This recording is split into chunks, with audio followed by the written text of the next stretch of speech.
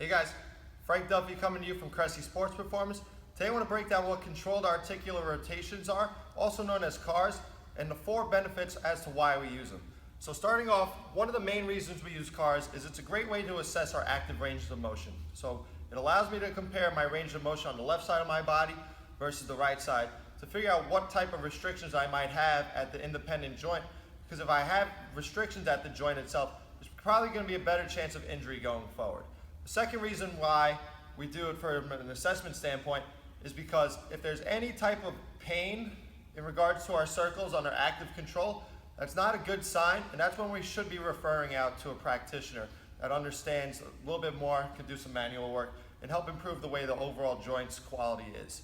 The second reason why we use CARs is because of the benefit of mechanoreception with everyday practice. So in our joint capsule, we have what are called mechanoreceptors, which are stimulated when we get to our end ranges of motion under some type of force.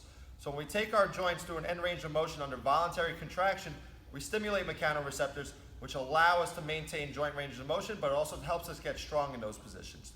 The third reason why is from injury prevention standpoints. So CARs aren't going to prevent every single injury possible, but if we do our CARs on a daily basis, and for example, if I'm going through a shoulder CAR and I'm working through flexion, if I were to catch a football or get caught in a position here, I have a better chance of sustaining and maintaining that position rather than hurting myself there. The last reason we use it is because not only does it maintain the joint, but if we do it under high enough intensities, we could use it as a training stimulus. So what I mean by that is if I'm irradiating or building tension throughout my entire body at higher intensities, I could use this to better develop strength throughout the entire upper extremity like I'm doing with my shoulder CARs here. So I'm reaching up, I'm going to rotate out away from me, trying to stay on the exact same line. And as I mentioned earlier, this is an assessment tool that helped me figure out where my compensations are. So if I start to rotate my body versus getting true internal rotation and extension of the shoulder, that's what I know I need to work on going forward. And now we're going to reverse that movement, focus on the head staying nice and still, body staying straight. I'm going to rotate the palm over and then come back over the top.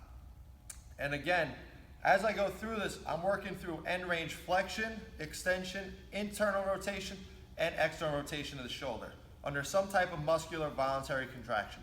So if you do that on a daily basis, you're better able to absorb force, but then you're also able to produce force at better rates because you're doing it on a consistent basis.